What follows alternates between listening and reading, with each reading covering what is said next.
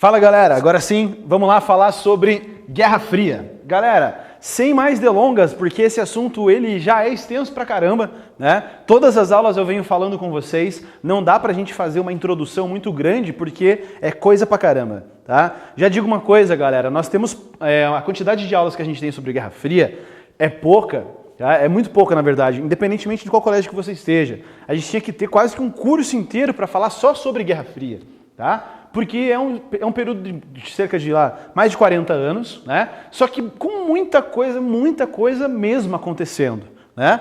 Vejam, o que a gente vai ver nessa nossa aula de hoje? Claro, vamos falar sobre Guerra Fria, mas o ponto específico dentro do assunto Guerra Fria é descolonização da África, tá? Independência e a Conferência de Bandung, né? E a independência da Argélia, Angola, Guiné-Bissau e Moçambique. Fechou? Então vem comigo.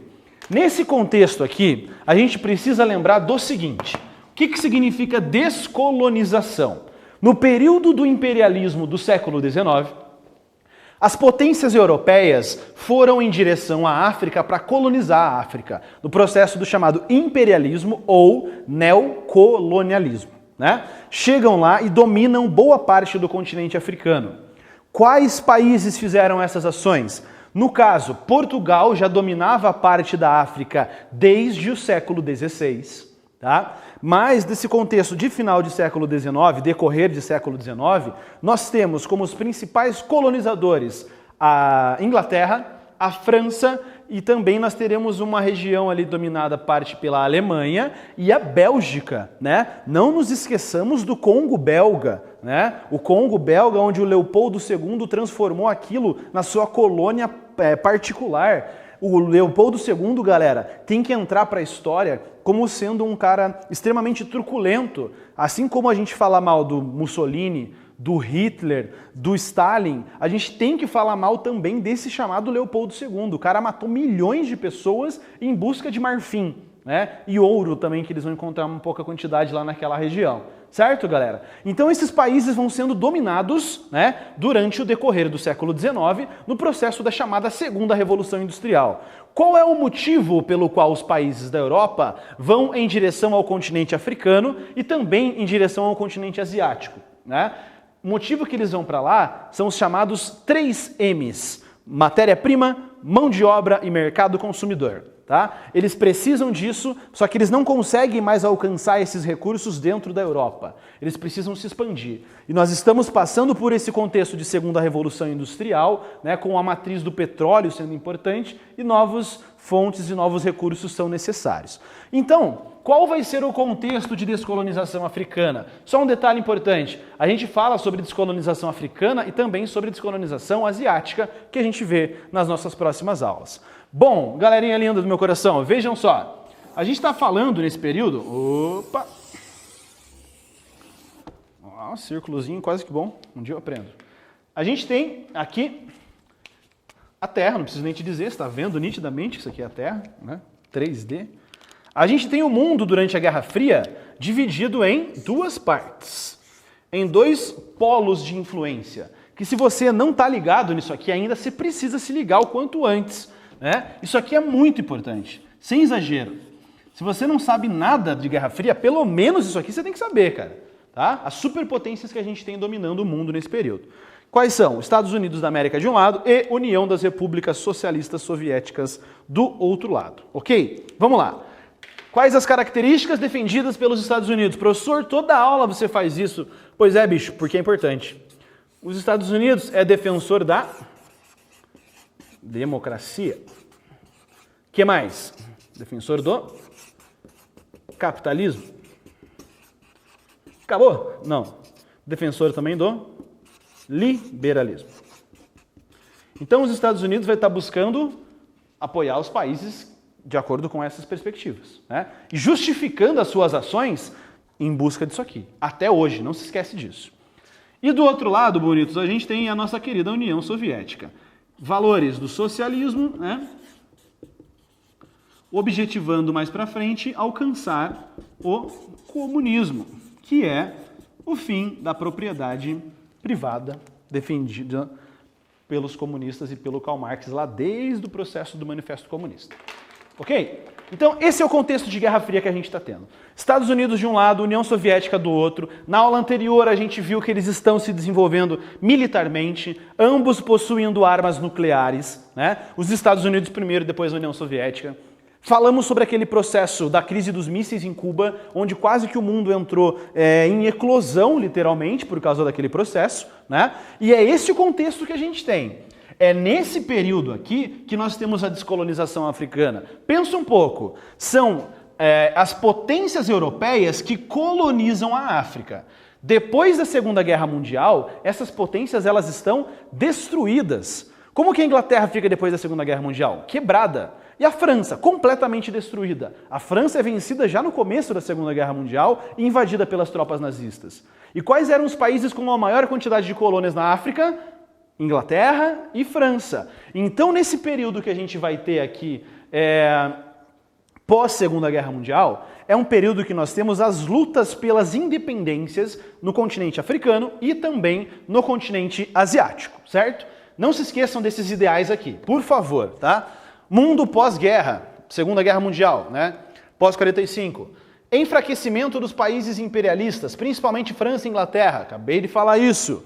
Período de reconstrução da Europa. Vejam, agora, os países europeus não podem ficar se preocupando, pô, vamos lá para a colônia, pegar umas paradas lá e depois a gente volta para cá e enriquece. Não, eles têm que se preocupar com sua reconstrução interna. Depois eles vão lá para fora para ver como é que estão as suas colônias.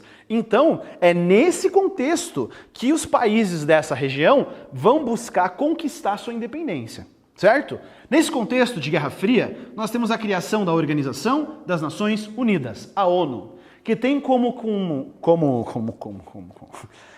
um dos seus principais pontos defendidos a autodeterminação dos povos. O que é isso? Você que está no teu país, está sofrendo, passando por algum período de crise econômica ou crise política, você que se vire. Você tem que ter a tua autodeterminação. Se você acha que está bom o teu modo de vida assim, você que corra atrás de mudar também depois, se não estiver bom. Então, um país não tem que se intrometer no outro. Claro que nesse contexto de Guerra Fria, a gente tem os Estados Unidos se intrometendo e a União Soviética também.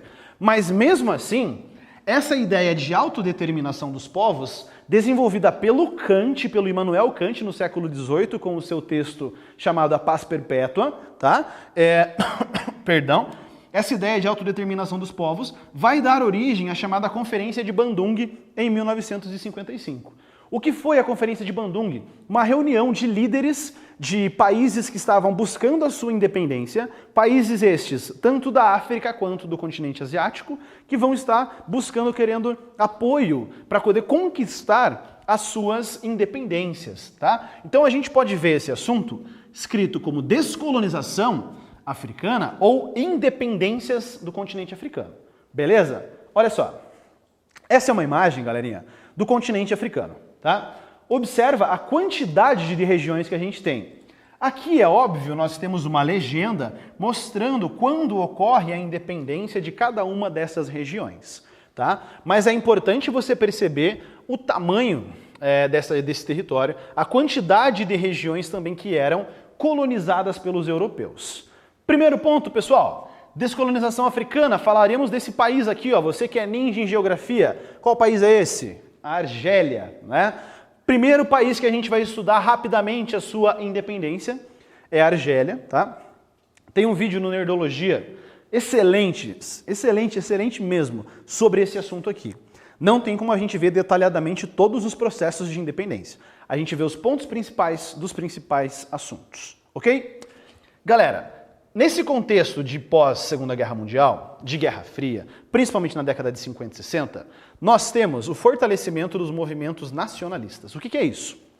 Os movimentos nacionalistas são os movimentos que buscam a conscientização étnica e cultural dos povos africanos. São os africanos querendo se afirmar como povos mesmo. Querendo dizer, a gente não precisa ficar puxando o saco para europeu, a gente tem que valorizar a nossa cultura nacional. Isso também depois, claro, tem uma ideia de pan-africanismo, né, que era uma tentativa de unir quase todos os países do continente africano, uma utopia, né, nunca vai ser concretizado, mas enfim. E nesse contexto de nacionalismos surgindo no continente africano, a gente tem a independência da Argélia. Galera, a Argélia era um departamento da França. Professor, não é uma colônia? Não, ela é um departamento. era como se fosse uma extensão do território francês. A França domina aquela região já desde o século XIX, tá? Um processo longo ali que tem de dominação. E a Argélia, inclusive quem nascia na Argélia era considerado cidadão francês.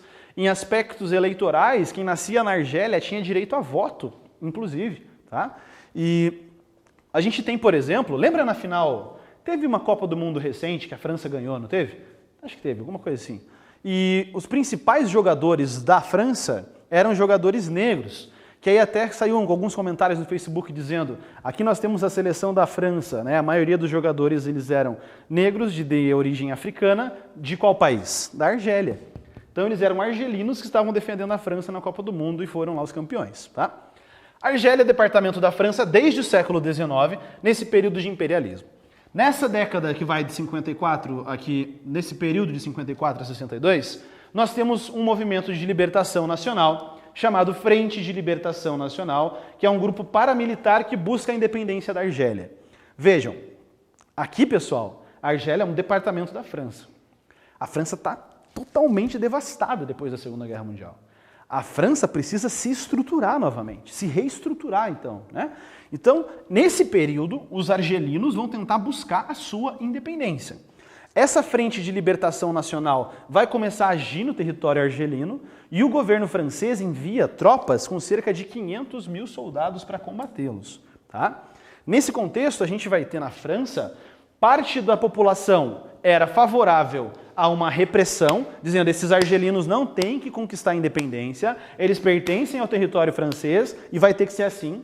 E uma outra parte do território, da população, melhor dizendo, francesa e dos comandantes políticos, era a favor da negociação. E é aqui que entra em ação a figura de um cara importante. Um cara chamado Charles de Gaulle. Quem foi o Charles de Gaulle? Foi um cara que estava tentando sempre liderar as resistências francesas. Quando a França foi invadida pela Alemanha nazista durante a guerra, o Charles de Gaulle foi para a Inglaterra e ficou liderando de lá, por via rádio, né, tentativas de movimentos de resistência contra os nazistas. Então, quando Charles de Gaulle volta para a França no pós-guerra, ele tinha uma moral enorme. Ele era considerado como se fosse o cara da resistência francesa contra o nazismo. Só isso, né? Então, o Charles de Gaulle é eleito, né, na França, assume o poder em 59. Existe uma tentativa, inclusive, de golpe para tentar o Charles de Gaulle, mas isso não dá certo, né? O Charles de Gaulle percebe que não tinha condições de a França continuar investindo na guerra contra a Argélia. A Argélia era uma colônia francesa, um departamento, que buscava independência. O Charles de Gaulle fala, não, a gente está gastando muito lá para tentar com a Argélia. Deixa esses caras lá, vamos negociar a independência deles. E a galera não gostou disso, né? Por isso tem uma tentativa de golpe para tirar o Charles de Gaulle, né? Que a gente vai ter aqui. Só que em 1961 ocorre um plebiscito em que o povo francês decidiu se eles eram favoráveis à negociação com a Argélia ou à repressão. A negociação ganhou e o governo francês, então, fez esses acordos e a Argélia conquistou a sua independência. Porém, nesse processo todo, o conflito deixou cerca de 1 milhão de mortos, tanto de argelinos ali quanto de franceses. Existem algumas reportagens sobre isso que vão mostrar uma parte extremamente cruel disso daqui, né? A gente tem que ter a noção humana de conflito, de guerra. A gente está muito acostumado a ver guerra como sendo os caras fortão dando um tiro nos outros. Só que guerra, galera, é pobre de um lado, de um país, matando pobre do outro país na guerra, que não tem nada a ver um com o outro, nunca se viram na vida e estão lá trocando bala. Não é verdade? É isso que acontece no conflito. O cara vai pra guerra, ele conhece quem está do outro lado, só sabe que é de um país rival. Mas não tem nada. Às vezes, se aquelas pessoas fossem conversar num lugar qualquer, poderiam até ser amigos. Mas estão lá se matando, né? Morre gente pra caramba.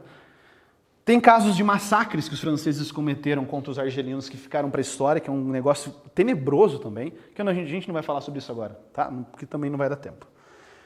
Assume o poder na França, né? Em 1965, ocorre um golpe militar na Argélia de influência soviética. Lembra? Guerra Fria. O país está se tornando independente, ou os Estados Unidos vai ajudar, ou a União Soviética. Nesse caso, os soviéticos ganham, né? Assume o poder o Houari Boumediene, que governa até a sua morte em 78. Depois disso, a Argélia estabelece vínculos com os Estados Unidos e tem o surgimento da Força de Salvação Islâmica. Galera, eu não vou entrar nesse assunto aqui, né? Saiba que a Força de Salvação Islâmica é uma força que tenta ainda combater os valores ocidentais na Argélia até os dias de hoje. Tá?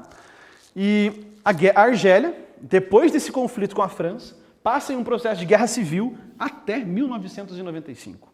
A vida dos caras é complicada, até hoje. Tá? Dica sobre isso aqui, assista o vídeo do Nerdologia sobre a independência da Argélia, certo? Nós temos alguns autores, um dos principais autores do século XX da literatura mundial é argelino, né? O Albert Camus, que escreve lá O Estrangeiro, ganhador do Nobel de Literatura, e também A Peste, que é um livro excelente dele. Né? Beleza? Argélia foi. Acabou? Lógico que não. Independência das colônias portuguesas. Galera, Portugal tinha algumas colônias no continente africano desde o século XVI. Né? E lembra que no período entre guerras, né, nós temos a ascensão do fascismo. Temos o Mussolini na Itália, temos o Hitler na Alemanha, temos o Francisco Franco na Espanha e temos em Portugal o Salazar. Nesse contexto todo, galera, após a Segunda Guerra Mundial, o Hitler já foi morto, né, se suicidou, o Mussolini foi morto enforcado, só que o franquismo, né, o que a gente vai ter lá, a ditadura do Francisco Franco, continua na Espanha, por algum tempinho. Aqui, o ponto principal é que em Portugal, essa ditadura de características fascistas, totalitárias, militares que a gente tem, vai permanecer existindo com o Antônio Salazar, né? Só que vejam só, galera, diferentemente das outras metrópoles durante esse período do pós-guerra, Portugal queria ainda manter o controle dessas colônias. Por quê? Porque Portugal não se envolve diretamente na Segunda Guerra Mundial, né? E acontece, então, no ano de 1974, a chamada Revolução dos Cravos. O que foi isso? Você tinha lá o Salazar comandando, depois que ele morreu, temos um outro cara que mantém o poder de maneira autoritária em Portugal, e acontece que era uma ditadura militar, certo? Só que nós temos um golpe militar dentro dessa ditadura militar. O golpe militar é dado pelas patentes mais baixas do exército português, que não estava mais satisfeito com uma forma de governo ditatorial, e esses soldados decidem que eles vão tomar conta do poder e depois eles veem o que dá. Quando eles estão indo em frente do palácio que estava lá o presidente, para tomar o poder, tinha uma senhora vendendo flores. E essas flores eram os cravos. E ela começou a distribuir esses cravos para os soldados portugueses. E eles, intuitivamente, pegaram esses cravos e colocaram ali no cano dos seus armamentos, do cano das armas aqui, e saíram andando com esses cravos dentro das armas. Por isso, essa revolta, né, essa revolução ficou conhecida como Revolução dos Cravos. Após isso, Portugal saiu de uma ditadura militar, né? Temos o retorno de uma... É um golpe dentro do golpe, mas é uma transição até que se alcance novamente a democracia, tá? E tem esse nome, por causa que os soldados colocaram, então, esses cravos no cano dos seus fuzis, certo?